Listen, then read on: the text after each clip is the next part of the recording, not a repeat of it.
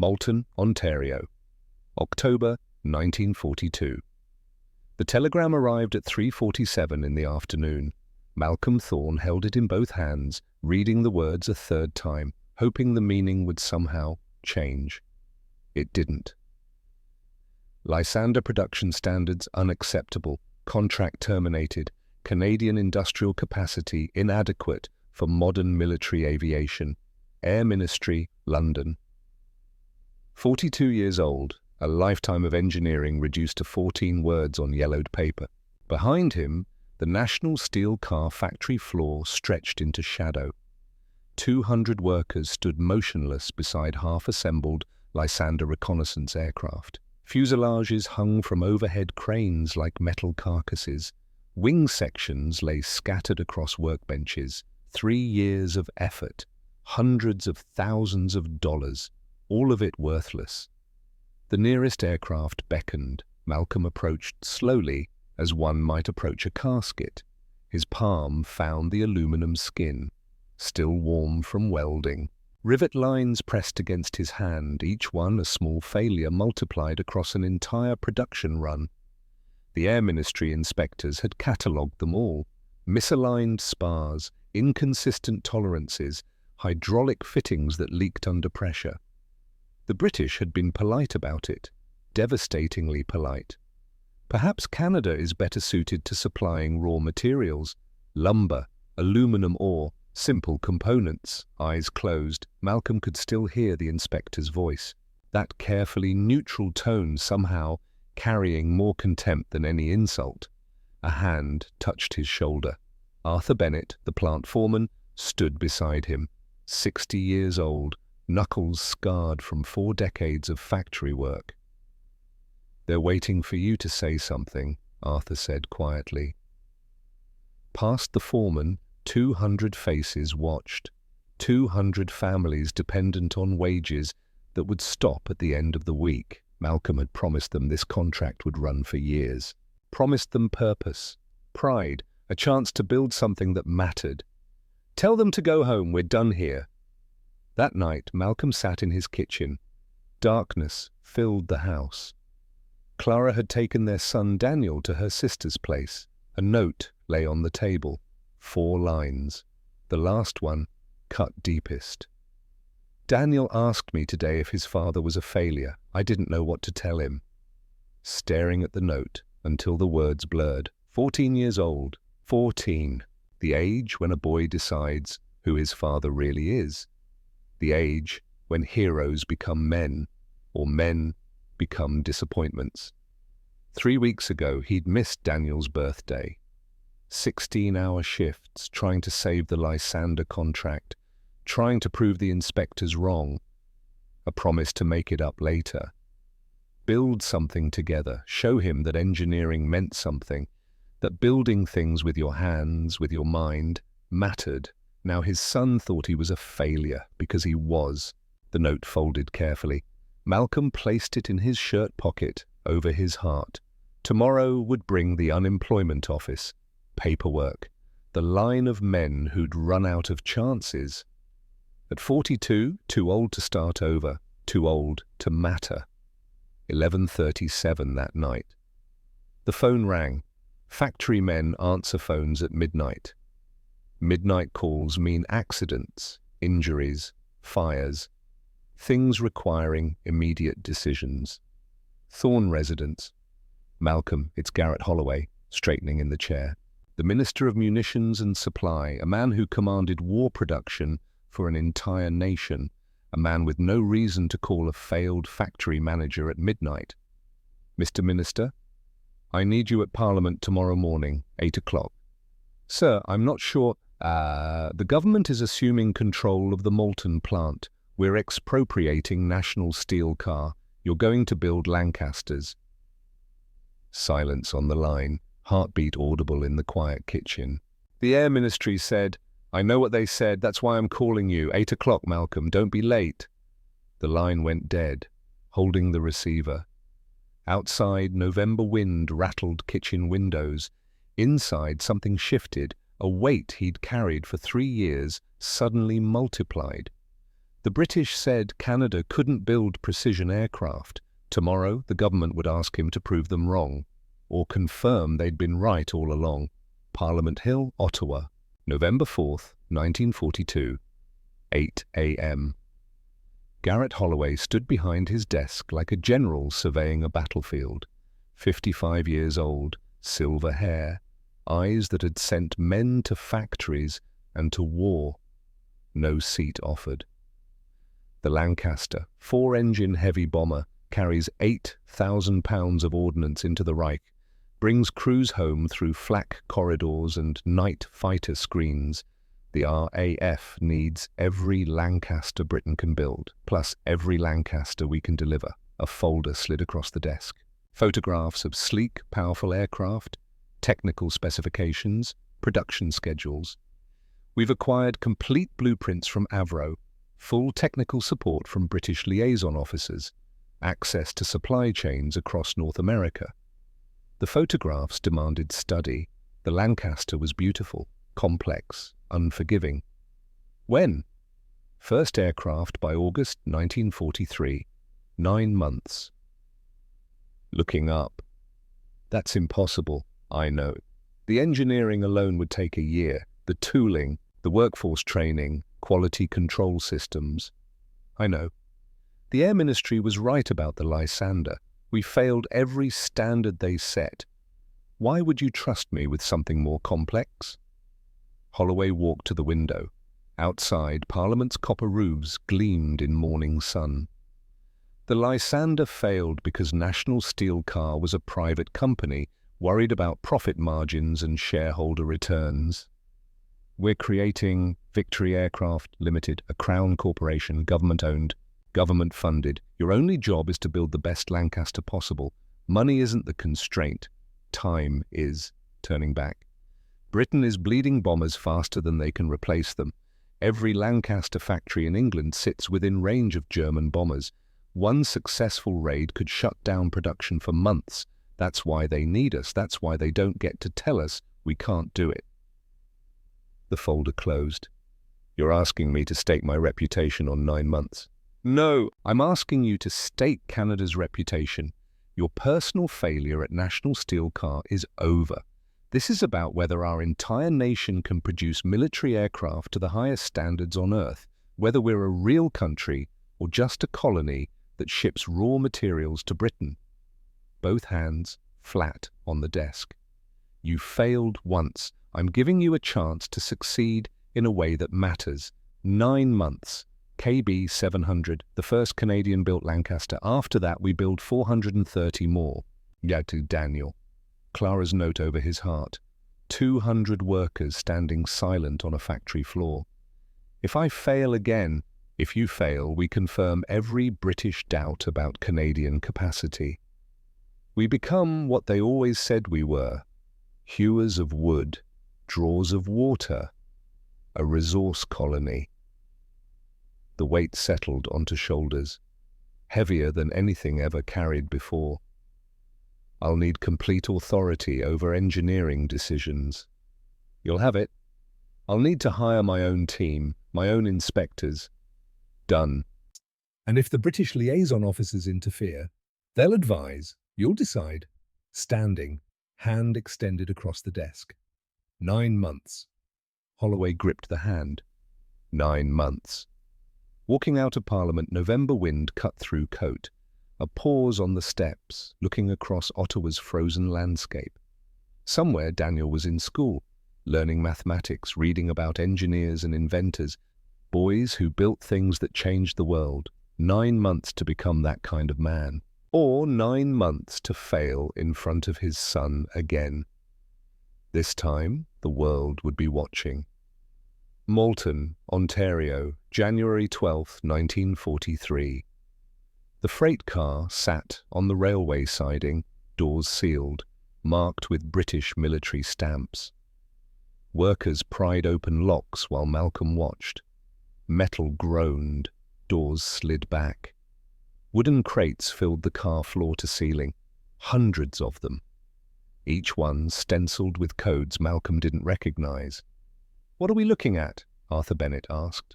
14,000 blueprints, every rivet, every spar, every control surface, the complete engineering package for an Avro Lancaster. 3 hours unloading crates into the factory's engineering bay. The first one opened personally.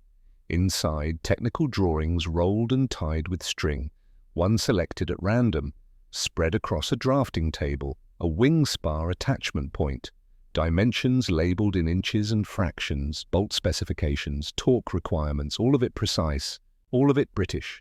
Measuring the bolt specification, 7/16 inch diameter, walking to the tool crib, finding the closest American drill bit, 11 millimeters, close but not identical, placing the two side by side under a measuring scope, 4/1000ths of an inch difference, 4/1000ths, the width of a human hair.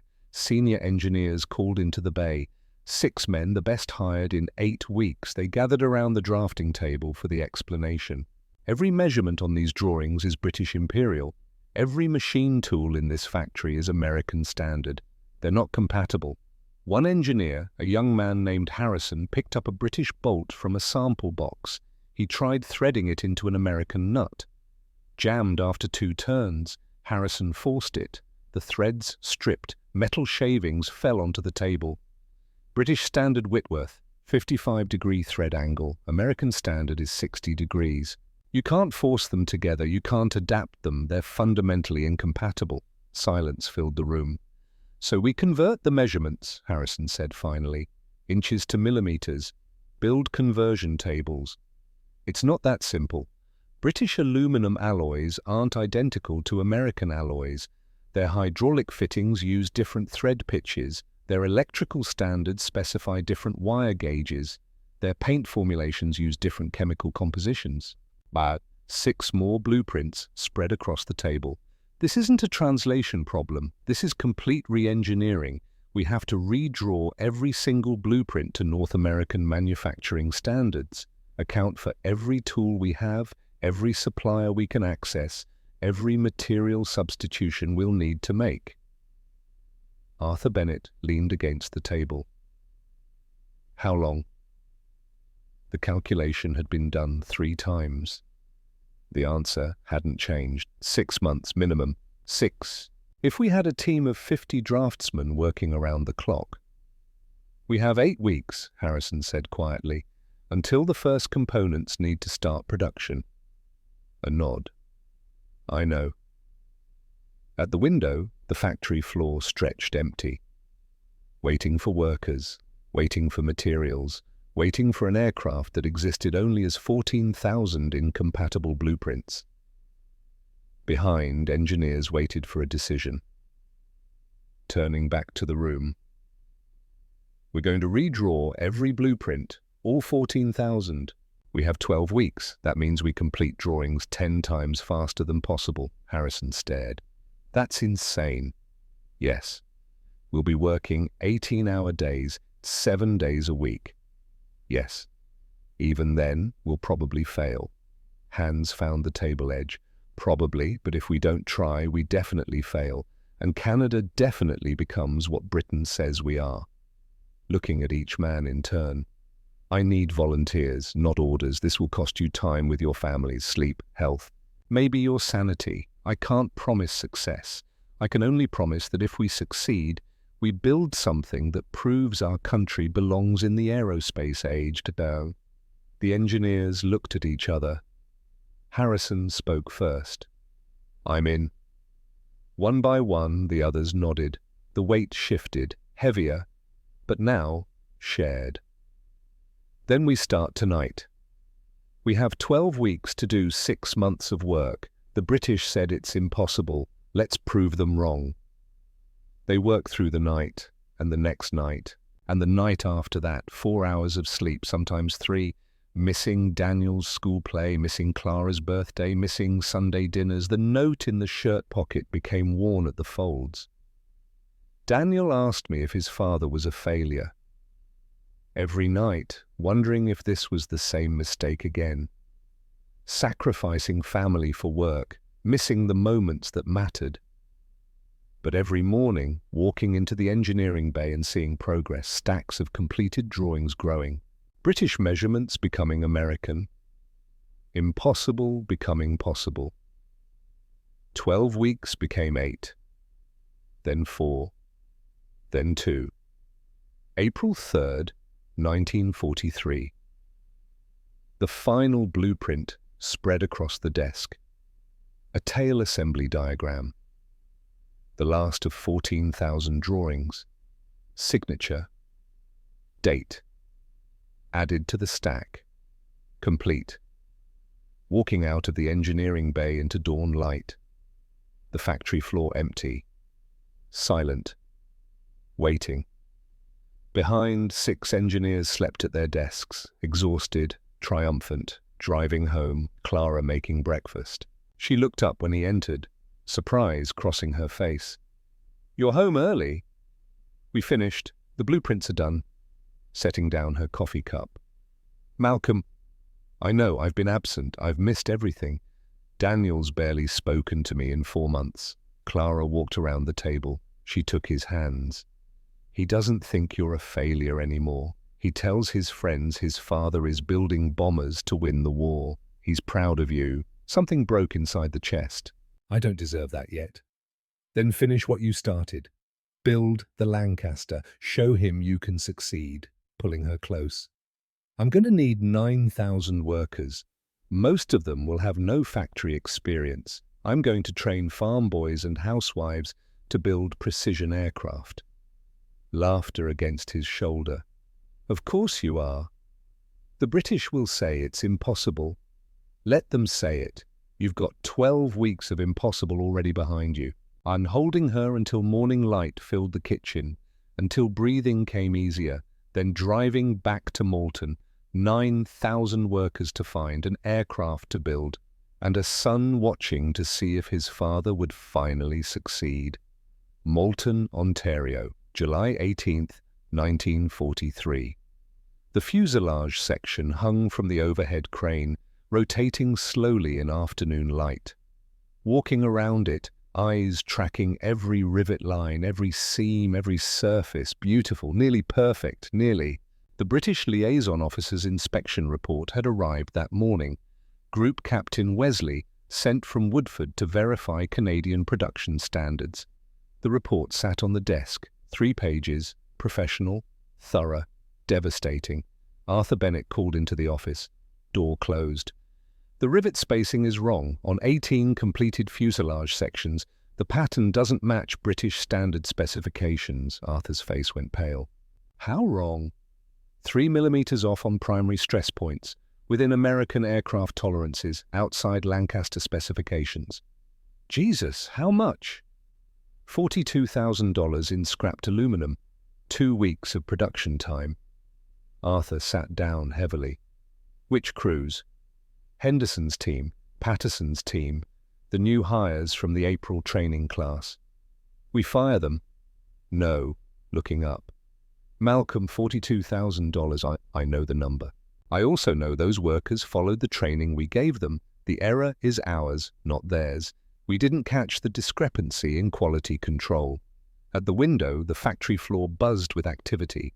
Hundreds of workers, most hired in the past 4 months.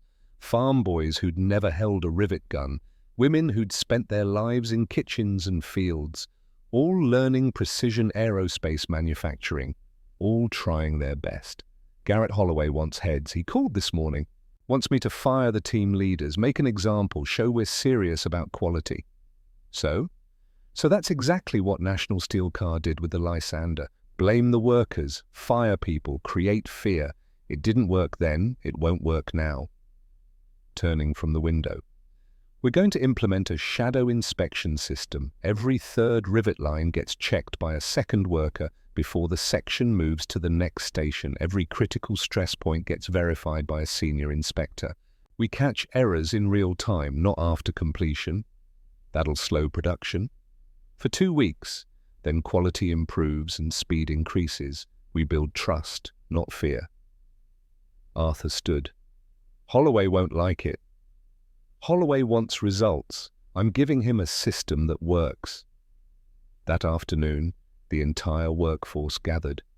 900 people stopped work, assembling around a workbench Malcolm climbed onto. Faces, young and old, men and women, farm workers and city people, all watching. This morning, British inspectors found errors in 18 fuselage sections, $42,000 of material we have to scrap, 2 weeks of production time we have to make up. The crowd shifted, nervous, waiting for blame. The errors are my responsibility, not yours. We built a training program that missed a critical specification. We built a quality control system that failed to catch the problem until too late. That's on me. A pause, letting the words settle. No one is being fired. Instead, we're implementing a shadow inspection system. You're going to check each other's work, watch for errors, catch problems before they become failures. We're going to build trust into this process, not fear.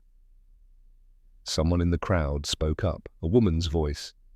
And if we find errors, you report them, we fix them. No blame, no punishment, just constant improvement. Down from the workbench, walking directly to Henderson's team, the workers who'd built the defective fuselages, hand extended to the team leader. I need your best people to help train the shadow inspection program. You know the mistakes. Teach others how to avoid them. Henderson stared at the hand, then gripped it. Yes, sir. Back to the office, door closed, head in hands at the desk. $42,000, 2 weeks, Garrett Holloway's warning still echoing. If you fail, we confirm every British doubt, but no one fired, no fear created. National Steel Cars mistakes not repeated. The phone rang. Thorne?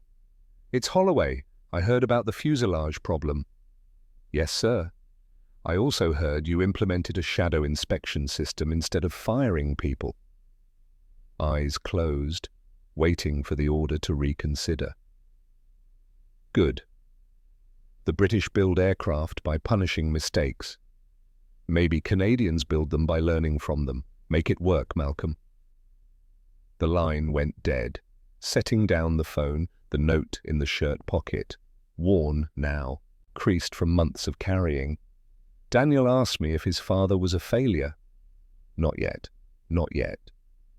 2 weeks later, error rates dropped 80%. Production accelerated. Fuselage sections moved through the factory floor with unprecedented quality. The shadow inspection system worked. One evening after shift end, walking the floor, a pause beside a completed fuselage, hand against the aluminum skin, feeling the rivet lines, perfect spacing, perfect tension. This time it was right. Footsteps behind. Arthur Bennett emerged from shadows. Final assembly bay is ready. They're bringing in the wing sections tomorrow. KB 700 is taking shape. A nod. What about engines? Arthur's expression changed. That's the problem. Rolls-Royce won't supply us. Every Merlin they build goes to Spitfires and British-built Lancasters. They have nothing to spare for a Canadian production line. The weight settled back, heavier than before. So we have 55,000 parts assembled. And no engines? No engines. Looking at the fuselage. Beautiful, precise, perfect. Useless without the 4 Packard Merlins that would make it fly. How long until we have to shut down production? 3 weeks, maybe 4 if we stretch it. Slow nod. Get Holloway on the phone, tonight. Arthur left, remaining on the factory floor, hand against aluminum skin. 9 months to prove Canada could build Lancasters. 7 months in, and they had everything except the one thing that mattered. The engines that would make 55,000 parts into thunder. Outside, night fell across Malton. Inside, Malcolm Thorne stood beside an aircraft that couldn't fly, wondering if redemption was possible for a man who kept running out of time. Malton, Ontario. July 23rd, 1943. 11:47 p.m. The kitchen phone rang. 6 hours staring at engine specifications, trying to find a solution that didn't exist. Cold coffee, burning eyes. Third ring. It's Holloway. I found engines. Sitting up straight. Rolls-Royce changed their mind? No. Detroit. Packard Motor Company has been building Merlin engines under license since 1941. They supply every P-51 Mustang in American service. They can supply us. Pencil in hand, calculating. Packard uses American tooling, American tolerances, different manufacturing processes. I know. The engines might not be compatible with our airframe, different vibration characteristics, different mounting points, different... Malcolm, it's this or nothing. We shut down in 3 weeks without engines. Packard can deliver 12 Merlins by next Friday. After that, steady supply, but you have to certify they'll work in a Lancaster. The weight multiplied, eyes closed. How long do I have to test them? 72 hours from delivery. If you can't certify compatibility, we cancel the order. Production stops. Victory Aircraft closes. 9,000 workers go home. Daniel, 14 years old, growing taller, starting to look like a man. Last week he'd asked to visit the factory, wanted to see the bombers his father was building. The answer had been yes. Saturday, 2 days away. I'll need full access to a test cell, instrumentation, a complete airframe for fit testing. You'll have it. And if the Packard engines fail, then we both failed, but at least we tried everything. The line went dead. Sitting in darkness. Outside, summer crickets sang. Inside, everything hung on 72 hours. Midnight drive to Malton, Arthur Bennett in the engineering bay, reviewing production schedules. Packard Merlins, 12 engines, Friday delivery, 72 hours to certify compatibility, looking up. American engines in a British airframe. Yes. That's insane. Yes. Arthur stood, walked to the test cell schedule board, erasing 3 days of planned work. Block letters written, Merlin certification test. I'll have a crew ready, and Malcolm, your son, called earlier, asked what time Saturday. The visit, almost forgotten. Tell him noon. I'll take him through the whole facility.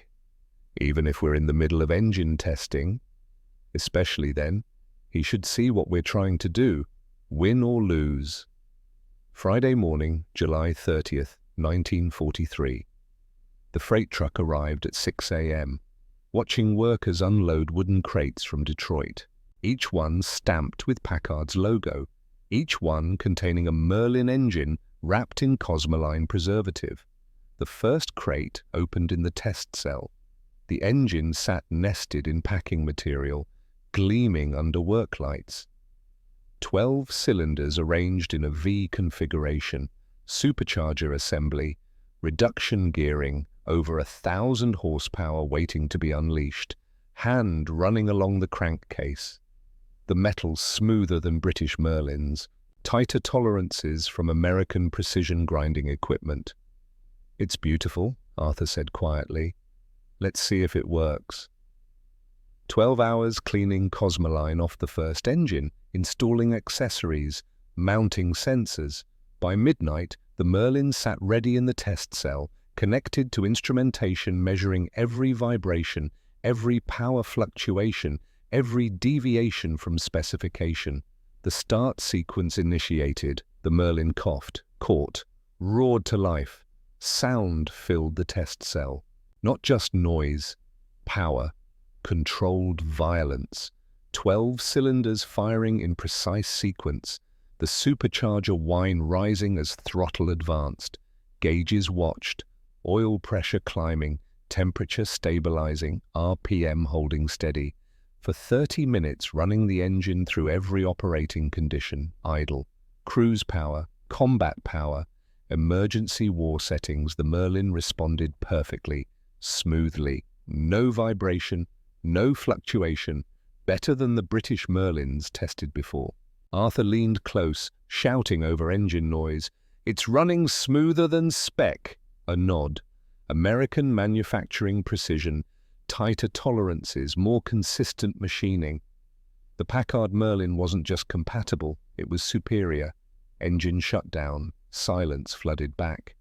Fit test next, mounted on KB700's number 3 position. See if it mates to our engine mounts. Working through the night. By Saturday morning, the Packard Merlin hung from KB700's wing. Every mounting point checked personally. Every hydraulic connection, every electrical interface. Perfect fit. Stepping back, looking at the bomber taking shape. Wings attached to fuselage. Tail assembly installed. Landing gear mounted. And now, the first of 4 Merlin engines. Footsteps behind. Turning. Daniel stood in the factory entrance, backlit by morning sun. 15 now, taller than remembered. When had that happened? Dad, walking to his son, gripping his shoulder. You're here. You said noon, it's 11:30. I came early, looking at his son's face. Hope there, pride. Not the shame from a year ago, not the disappointment. Come on, I want to show you something. Leading Daniel across the factory floor. Workers paused, nodded. They knew who the boy was, Malcolm Thorne's son, the reason their boss worked 18-hour days, stopping beside KB700. 55,000 parts, every one of them built to tolerances measured in thousandths of an inch, every rivet, every spar, every control surface. Daniel reached out, touched the fuselage. You really built this? We built it, 9,000 people. Most of them had never worked in a factory before. Farm workers, housewives, teenagers. They learned precision manufacturing in 3 weeks and built an aircraft the British said was impossible. Looking up at the bomber. When does it fly? Soon. We're testing engines now, the Packard Merlins from Detroit. Are they good? A smile. They're better than good. They're better than British. Eyes widening. Really? Really? American precision? Tighter tolerances. The British won't like hearing it, but facts are facts. Walking around KB700 together, explaining wing construction, showing the hydraulic systems, the gun turrets, the bomb bay that would carry 8,000 pounds of ordnance. This will bomb Germany? Daniel asked. That's the plan. Will people die? Stopping, looking at his son, 15 years old enough to understand, old enough to know war wasn't glory. Yes, German civilians, German soldiers, maybe the crew flying this aircraft. War kills people, that's what makes it terrible. Then why build it? Because if we don't, more people die. Hitler won't stop unless we stop him, and stopping him requires tools, weapons, aircraft that can reach into the heart of the Reich and destroy his ability to make war. Daniel touched the fuselage again. The British said you couldn't do it. Yes, but you did. We haven't flown it yet. You will. Something breaking inside the chest, the same feeling as when Clara said Daniel was proud, the weight lifting slightly. I failed before. The Lysander. I promised workers and investors we'd succeed. We didn't. People lost jobs, lost money, lost faith in me. But you're succeeding now. Maybe, or maybe I'm about to fail again. Bigger this time, 9,000 workers, national reputation, everything. Looking up. Mum says you work too much because you're afraid of failing. Your mother is very perceptive. She also says you work too much because you care too much. That you can't build something this important and not give it everything. Pulling his son close, holding him. I'm sorry I've been absent. Build the Lancaster, Dad, prove them wrong, then come home. Standing together beside KB700 for another hour, explaining engineering principles, showing stress calculations, teaching how to read blueprints, and for the first time in a year, feeling like a father instead of a failure. That night, signing the certification paperwork, Packard Merlin engines approved for Canadian Lancaster production. Garrett Holloway received the telegram at midnight. 3 weeks later, all 4 engines hung from KB700's wings, August 1st, 1943, 5:47 a.m., standing beside the runway. Dawn light spread across Moulton's flat landscape. Mist rose from grass. The air smelled like summer and aviation fuel. KB-700 sat on the apron, engines cowled, propellers installed, landing gear extended, a complete Lancaster bomber. The first aircraft built in Canada to British precision standards, maybe. Squadron leader Preston Blackwood walked across the tarmac. 31 years old, RAF uniform. Face that had seen combat over Europe. Eyes that had watched good aircraft and bad aircraft die, stopping in front of Malcolm. "This the Canadian special?" Preston asked, Oxford accent, pure skepticism in the tone. "Lancaster Mark X, Canadian built, American engines, British design. Mongrel aircraft, then. Call it what you want. It flies today." Preston walked around KB-700, touching the wing, checking control surfaces, looking into wheel wells. "Your ground crew found a problem. Engine instruments aren't working. No oil pressure gauges, no temperature readings. You'll be flying blind." Stomach dropping. "We can fix it. Give us 3 hours." "No time. Holloway wants this aircraft in the air today. Test flight scheduled for 0800. That's 13 minutes. You can't fly without instruments." Preston climbed the ladder into KB-700's cockpit, settling into the pilot seat. "Watch me." The impulse to stop him, to order the test cancelled. 3 months ago that would have happened. Still trying to control everything, still trying to prevent failure through caution, but now understanding. Sometimes you had to trust the aircraft you built. Preston started engines. One by one, the Packard Merlins caught, roared, settled into synchronized idle. The sound rolled across the airfield.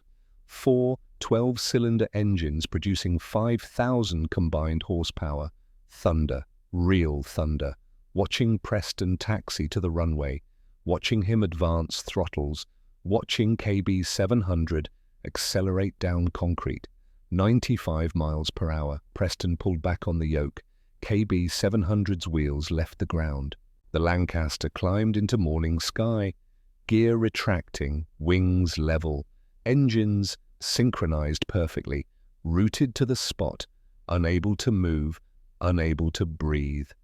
For 47 minutes, Preston flew KB-700 through every test maneuver, climbs, turns, high-speed runs, gear cycling. The bomber responded flawlessly. 847. KB-700 touched down.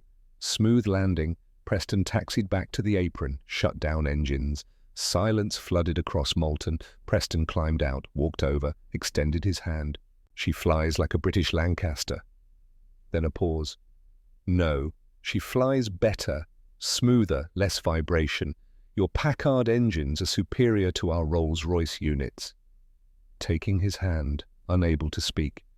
"I apologize. I came here expecting failure, colonial incompetence. I found precision engineering. Your workers built this aircraft to standards that match or exceed anything coming out of Woodford." Tears on face, not caring. "The instruments made no difference. The aircraft told me everything through control feel, vibration, sound. You built a Lancaster that communicates with its pilot. That's engineering excellence." Preston saluted, walked away, standing beside KB-700, both hands against the fuselage, feeling the aluminum still warm from flight. 3 years. 3 years since the Lysander failure, 3 years of humiliation and doubt. Today, vindication. Behind, footsteps, turning. Daniel stood there, Clara beside him. They'd driven up from Toronto to watch the test flight. "Did we miss it?" Clara asked. "You missed the flight. You're here for the important part." Daniel ran forward.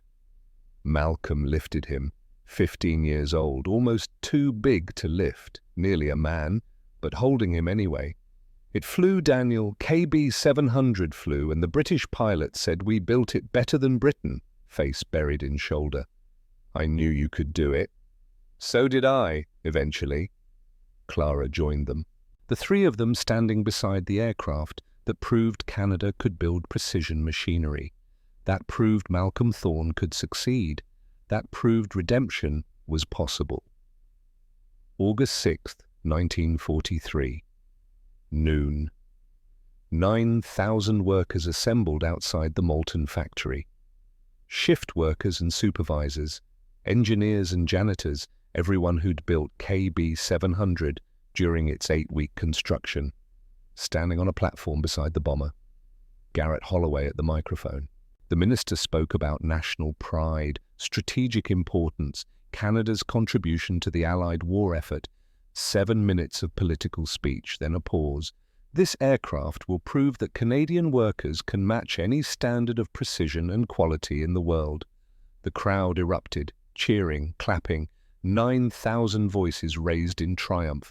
A young woman stepped forward. Someone from final assembly, name unknown. She carried a Coca-Cola bottle, not champagne, not wine, Coca-Cola. Working class, North American, unpretentious. She approached KB700's nose, raised the bottle, smashed it against the strut. Glass and cola sprayed across aluminum. "I christen thee Ruhr Express," she shouted. The crowd roared louder, watching from the platform, watching 9,000 people celebrate an aircraft they'd built together, watching them claim ownership, pride, identity. The thought had been this was about building a bomber, about proving British skeptics wrong, about redeeming personal failure. But standing there, watching faces, understanding arrived. This was about a nation learning it could build anything, do anything, be anything. Canada wasn't a colony anymore, wasn't just resources and raw materials. Canada was precision, excellence, pride, and KB 700 was proof. September the 15th, 1943, Prestwick, Scotland, KB 700 landed after the transatlantic ferry flight. British ground crews swarmed the aircraft, inspecting, measuring, searching for defects. They found none. The bomber was assigned to 419 Squadron RCAF at Middleton, St. George. Combat operations over Europe. Telegrams received, each mission logged, each success recorded. Mission 1, Cologne, October 2nd, KB 700 returned undamaged. Mission 5, Hamburg, November 18th, minor flak damage, repaired overnight. Mission 10, Berlin, January 1944, heavy fighter attacks. KB 700 brought crew home. Every mission tracked, every sortie, every bomb dropped. But also tracking the losses. Of 430 Lancasters built at Molten, 163 were destroyed in combat or accidents. Each lost aircraft represented 7 crew members. The mathematics were brutal. 1,141 men dead. The machines that killed them built here. The logic was known, the necessity understood. Without bombers, the war lasted longer. More civilians died, more soldiers died. The calculus of war demanded sacrifice, but logic didn't ease guilt. Every telegram reporting a lost Lancaster carried 7 names: pilot, navigator, bomb aimer, wireless operator, flight engineer, 2 gunners, every name read, a list kept, trying to remember they'd volunteered. They'd known the risks, it didn't help. January 2nd, 1945, 11:37 p.m. The telegram arrived at home. Clara brought it to the study. It's about KB 700. Hands shaking, opening it. Mission 49, complete. Nuremberg Rail Yards, KB 700, returned Middleton Street, George. Minor damage, crew safe. 0 casualties, reading it 3 times. 49 missions, 0 crew deaths. KB 700 had brought every man home across 16 months of combat. Walking to the study window, looking out at January snow, 49 missions. The aircraft built here, the engineering, the precision manufacturing, every crew member who'd flown KB 700 had walked away alive, not killed by this machine, Protected by it, the weight lifted just slightly, the guilt remained. 163 Lancasters lost, 1,141 dead. But KB-700, the first aircraft, the bomber that proved Canada could build precision machinery, that one brought everyone home, sleeping that night, really sleeping, for the first time in months. The phone rang at 2:13 a.m., answering, half asleep, not expecting what came next. "Mr. Thorne, this is the Air Ministry duty officer. I'm calling about KB-700, sitting up. What happened?" "The aircraft was destroyed this morning, January 3rd, 0200 hours, landing accident at Middleton Street, George." The room spun. "The crew? All survived. They walked away. But the aircraft is total loss." Gripping the phone. "What happened?" "Hydraulic failure on landing rollout. The bomber veered off the runway, struck a construction trencher, forward fuselage destroyed, airframe broke at the wing joint." Silence on the line. "Mr. Thorne?" 49 missions. Survived 49 combat missions, killed by a drainage ditch." "Yes, sir, I'm sorry. The aircraft served with distinction." The line went dead, sitting in darkness. Clara's hand found the shoulder. "What is it?" "KB-700 is gone, not destroyed by the Luftwaffe, destroyed by a hydraulic line and a construction trencher." Clara sat beside him. "The crew?" "Alive, all of them. Walked away." Sitting together until dawn, thinking about irony, about fate, about 55,000 parts assembled with precision and care. KB-700 had survived everything Germany could throw at it.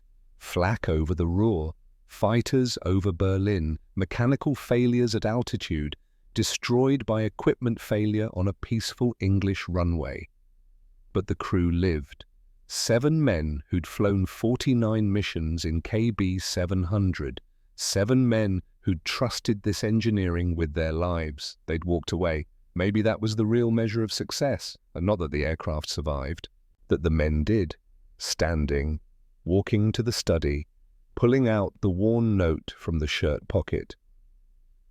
"Daniel asked me if his father was a failure." Tearing it into pieces, dropping them in the trash. KB-700 was gone, but its legacy wasn't. 430 Lancasters built, 267 returned from war, thousands of missions flown, thousands of crew members brought home, and 1 aircraft that proved Canada belonged in the aerospace age. Malcolm Thorne wasn't a failure. He was the man who built thunder, and thunder doesn't apologize for being loud. Moulton, Ontario, January 4th, 1945. 7:23 a.m. Standing in the engineering bay, staring at a photograph. KB-700, on the runway, at Middleton St. George, twisted metal, broken fuselage. The aircraft that had survived 49 combat missions reduced to scrap by a hydraulic line. Arthur Bennett entered quietly. Holloway's on the phone. Not moving. "Tell him I'll call back. He says it's urgent." B. Setting down the photograph, picking up the phone. "Thorne, I heard about KB-700. I'm sorry. 49 missions, not 1 casualty. Then a drainage ditch kills it." Silence on the line. Then Holloway spoke carefully. "Malcolm, the aircraft did its job. It brought every crew home. That's not failure. That's the definition of success." Eyes closed. "It was supposed to survive the war. Come home, show people what we built." It did show people. For 16 months, KB-700 proved Canadian engineering works under the worst possible conditions. Combat, weather, mechanical stress. It never failed when it mattered. Until it did. No, it failed in a way that protected its crew. The hydraulic system collapsed slowly enough for a controlled crash. The airframe absorbed impact forces. 7 men walked away from an accident that should have killed them. That's engineering excellence, Malcolm. That's what you built into every rivet. Eyes opening, looking at the photograph again, the nose crushed, the back broken, but the crew compartment intact, deformed but not penetrated. The structure had done exactly what it was designed to do: protect human life, even in catastrophic failure. How many missions total? Across all 430 Lancasters, over 15,000 sorties. We lost 163 aircraft, but the loss rate is lower than British-built Lancasters. Your precision manufacturing made a difference. The shadow inspection system, the extra hours, the obsessive attention to rivet spacing and tolerance specifications, 1,141 men dead. But how many lived because of that precision? The war's almost over. Germany is collapsing. We'll start bringing the Lancasters home in a few months. Most of them will go straight into storage. The RCAF has no peacetime need for heavy bombers. And victory aircraft? We'll talk about that when the war ends. For now, keep building. We have contracts through May. The line went dead. Walking onto the factory floor. Production continued. KB701 through KB430. Wings being attached. Engines installed. The assembly line that had once taken 8 weeks per aircraft now produced a complete Lancaster every 24 hours. Stopping beside KB729, watching workers rivet the fuselage. Young women and farm boys who'd learned precision manufacturing in 3 weeks, who'd built 430 bombers to standards that matched the world's best. They'd proven the British wrong, proven Malcolm could succeed after failure. KB700 was gone, but its legacy filled this factory floor. Thunder didn't die, it just found new voices. May 8, 1945, WWII Day. The factory floor erupted at noon. Workers dropped tools, embraced, wept. The war in Europe was over. Standing in the office, watching through the window, 9,000 people celebrating. Victory, survival, the end of killing. Arthur entered. They want you to say something. Walking onto the floor, the crowd quieted. 9,000 faces turned, climbing onto a workbench. 3 years ago, the British said we couldn't build precision aircraft. They said Canada was good for lumber and raw materials. Simple components, nothing complex, nothing that required real engineering skill. A pause, letting the words settle. We built 430 Lancasters. Every one of them flew combat missions. 163 were lost. 1,141 aircrew gave their lives in aircraft we built. That's the cost of war. That's the weight we carry. The factory went silent. But we also brought thousands home. Our Lancasters had lower loss rates than British-built aircraft. Our precision mattered. Your work mattered. You saved lives by building things right, looking across the faces. The British were wrong about you, they were wrong about Canada, and we proved it with aluminum and rivets and engines that turned precision into thunder. The crowd erupted again. This time not just celebration, pride. Down from the workbench. Back to the office. 3 days later, the telegram arrived. All military contracts terminated, effective August 1st. Victory aircraft to be dissolved, facility to close. Workers to be released, reading it twice, then calling Arthur. Layoff notices go out tomorrow, 9,000 people. The government's done with us. Arthur sat heavily. What about you? I'm 45 years old. I'll find something. Engineering, consulting maybe, or go back to automotive. That's not what I asked, looking out the window. The factory floor still buzzing with WWII Day celebration. They didn't know yet. Didn't know that in 3 months this would all be empty. I don't know. I finally succeeded at something, built something that mattered. Now it's over. You could fight it, talk to Holloway, make a case for continued production. To build what? Heavy bombers for a country at peace? The war's over, Arthur. Thunder isn't needed anymore. But that assessment was wrong. July 1st, 1946. Dominion Day. The British delegation arrived at noon. 3 men in suits, representatives from Hawker Siddeley Group. They sat in the office, now mostly empty. The lead negotiator, a man named Sheffield, spread documents across the desk. Hawker Siddeley wishes to purchase the Victory aircraft facility and continue aerospace manufacturing in Canada. We are prepared to offer employment to key personnel, including you, Mr. Thorne. Studying the documents. Why? The war's over. The war is over. Aviation is not. Commercial aviation is about to explode. Every nation wants modern aircraft, airliners, cargo planes. The expertise you developed here has peacetime value. What would you build? Initially, we're not sure, but we have engineering talent in Britain. You have manufacturing capability here. Together, we could develop something revolutionary. Sheffield leaned forward. You proved Canada can build precision aircraft. Now prove Canada can design them. Daniel, 18 years old now, interested in engineering, talking about university, following his father's path. I'd want full engineering authority. Design decisions made here, not in Britain. Agreed. And I'd want to hire back the best workers from Victory Aircraft, the ones who learned what precision means. You'll have budget for that. Signing the papers that afternoon, Victory Aircraft died, Avro Canada was born, and Malcolm Thorne got his second chance at building something that mattered. August 10th, 1949, Moulton Airport. The C-102 jetliner sat on the runway, sleek, modern, powered by jet engines instead of propellers, designed entirely in Canada, built by workers who'd learnt their trade, building Lancasters, standing beside the aircraft. 51 years old now, grey at the temples, but hands steady. Daniel stood beside him, 21, engineering degree from University of Toronto, junior engineer at Avro Canada. It's beautiful, Daniel said. It's revolutionary. First regional jet airliner in the world. We beat the British Comet into the air.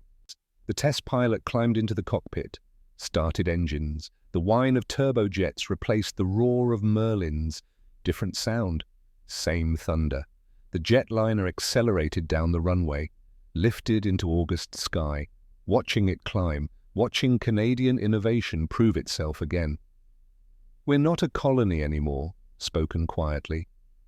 Daniel's hand on his father's shoulder. We never were. We just had to prove it. The jetliner flew for 53 minutes. Perfect performance. Every system nominal. When it landed, knowledge arrived. Canada had arrived, not just as a manufacturer following British designs, as an innovator creating the future. 4 years later, the CF-100 Canuck flew, Canada's first domestically designed fighter jet, 562 built, everyone assembled by workers who remembered how to build precision into aluminum, walking those production lines, seeing the same faces from Victory Aircraft, older now, more experienced, still proud. We built Lancasters, one worker told him. These fighters are easy, a smile. Nothing worth building is easy. Then we must be building something worth a damn. November 17th, 1953. Avro Canada Engineering Bay. Studying blueprints spread across drafting tables, the most ambitious aircraft design Canada had ever attempted. Mach 2 interceptor, delta wing, advanced flight controls, revolutionary in every aspect, CF-105 Arrow. Daniel worked beside him now, 25 years old, lead structural engineer, carrying forward his father's obsession with precision. The Americans don't think we can build this, Daniel said.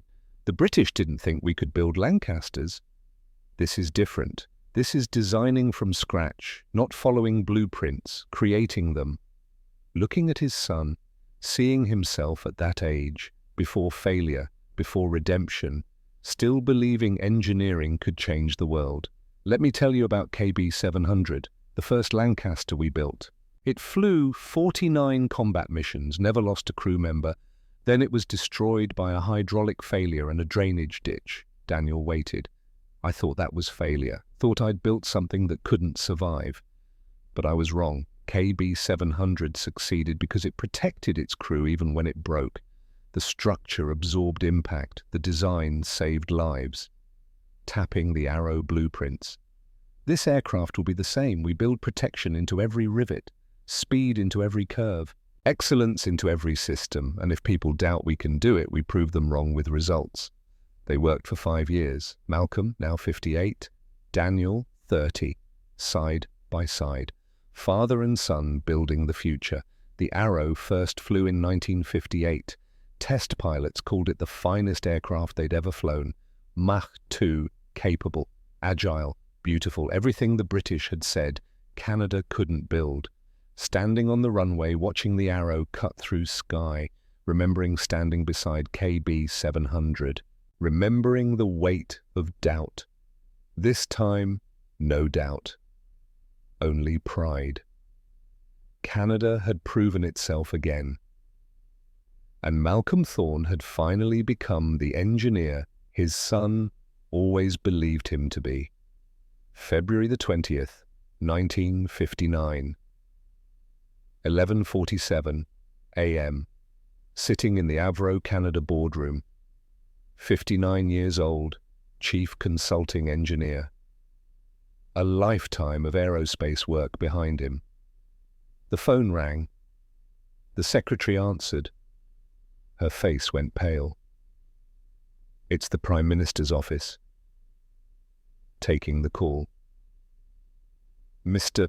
Thorne, this is the announcement. The Arrow program is cancelled effective immediately. All aircraft are to be destroyed. All workers are to be terminated.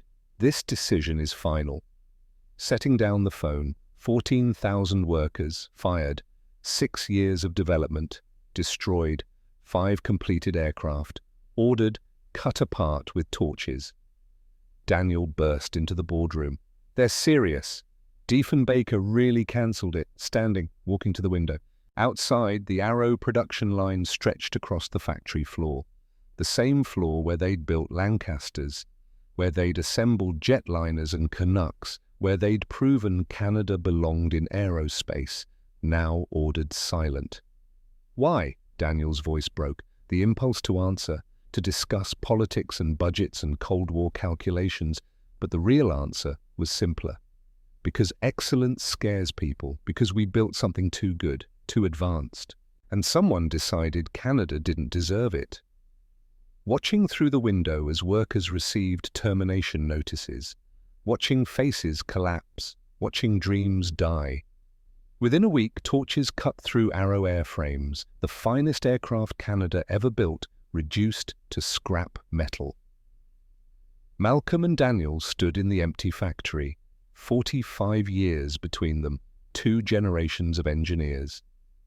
Was it worth it? Daniel asked. KB-700 came to mind, 49 missions, 7 crew members walking away from a crash.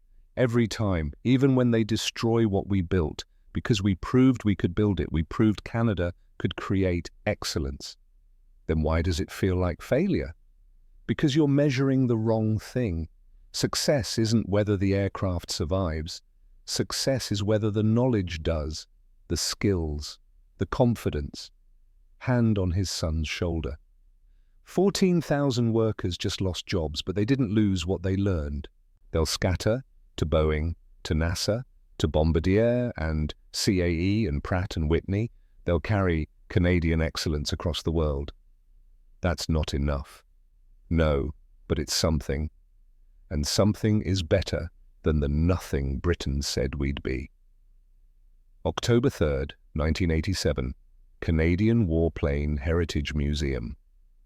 Malcolm Thorne stood before Lancaster FM 213, 87 years old, bent with age, hands trembling slightly, but eyes clear, mind sharp. The Lancaster gleamed under museum lights, one of only 2 Canadian-built Lancasters still existing. This one, airworthy, maintained by volunteers, flown at air shows, still thunder after 42 years. Daniel stood beside him, 59 now, grey-haired, retired from Bombardier Aerospace, his own legacy of regional jets and business aircraft. 3 grandchildren stood behind them, teenagers who'd never known war, who'd grown up with jet travel and space shuttles and computers, who took excellence for granted because their grandfather had proven it possible, reaching out, touching the Lancaster's fuselage, feeling rivets under palm, perfect spacing, perfect tension. Somewhere in this aircraft the work remained, the shadow inspection system, the obsessive tolerance standards, the refusal to accept that Canada couldn't build precision machinery. "Tell them about KB700, Daniel said quietly, looking at grandchildren. 55,000 parts. That's what it took to build one Lancaster. We assembled every one of them to tolerances measured in thousandths of an inch. The British said we couldn't do it, said Canada was good for lumber and raw materials. Nothing complex." Smile. "We built 430 Lancasters, proved them wrong 430 times. "And KB700? His granddaughter asked. "KB700 was the first, the aircraft that proved we could succeed. It flew 49 combat missions, brought every crew home. Then it was destroyed by equipment failure on a peaceful runway." "That's sad." "No, that's triumph, because it protected its crew even when it broke, because it proved Canadian engineering works when it matters most." A pause, gathering strength. "I failed before the Lancaster, failed badly, lost jobs, lost reputation, lost my son's respect." Daniel touched his father's shoulder. "But I learned something from that failure, learned that success isn't avoiding mistakes. Success is building things that protect people even when everything goes wrong." Looking at the Lancaster again. KB700 is gone, scrapped in 1945, but its legacy lives in this aircraft, in Bombardier jets, in CAE simulators, in every Canadian who believes we can build anything. Outside the museum, engines started. FM 213 was scheduled for a demonstration flight. The crew invited Malcolm to watch from the cockpit, helping him up the ladder, settling him into the flight engineer's seat.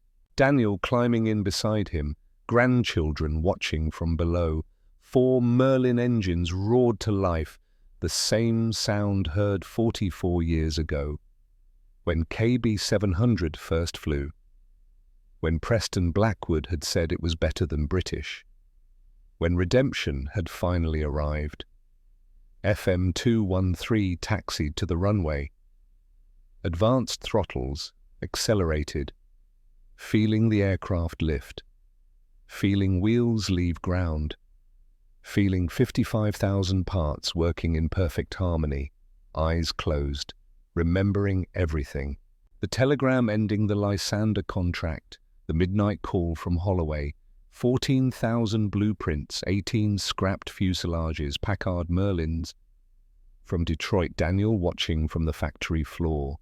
KB700 climbing into August sky. And now this, 87 years old, flying in a Lancaster again. The thunder that proved Canada belonged. The aircraft banked over Lake Ontario. Sun glinted off water. Wind sang through airframe. Daniel leaned close. "You did it, Dad. You proved them all wrong," eyes opening, looking at his son, at the decades of excellence they'd built together. "No, we proved ourselves right. There's a difference." FM 213 landed 20 minutes later. Smooth touchdown, perfect rollout. Helping him down, legs shaky, breath short, but heart full. Standing beside the Lancaster one more time, hand against the fuselage. 55,000 parts, whispered. "We got everyone right." Men behind, the museum tour guide was explaining to visitors, talking about Victory aircraft, about Canadian aerospace history, about the men and women who'd built precision bombers in 9 months, about Malcolm Thorne, the engineer who'd failed, then succeeded, then changed a nation. Daniel took his father's arm, leading him toward the parking lot. Ready to go home?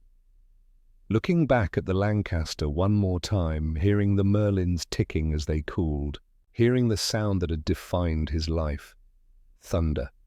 Yes, but I'll hear it tomorrow, and the day after. Thunder doesn't fade, it just waits for the next storm. Driving away from the museum. Malcolm dozed in the passenger seat, dreaming of blueprints, of rivets, of 55,000 parts assembled with love and precision and stubborn Canadian pride. He died 3 months later. Peacefully, in his sleep, but his legacy lived in every Bombardier jet crossing oceans, in every CAE simulator training pilots, in every Pratt and Whitney turbine powering aircraft across the world, in Daniel's children learning engineering, carrying forward the obsession with excellence, in Canada's aerospace industry, built on the foundation of men and women who'd proven that colonies could become innovators, that failure could become triumph, that thunder, once created, never really dies. It just echoes across generations, waiting for those brave enough to listen and build again.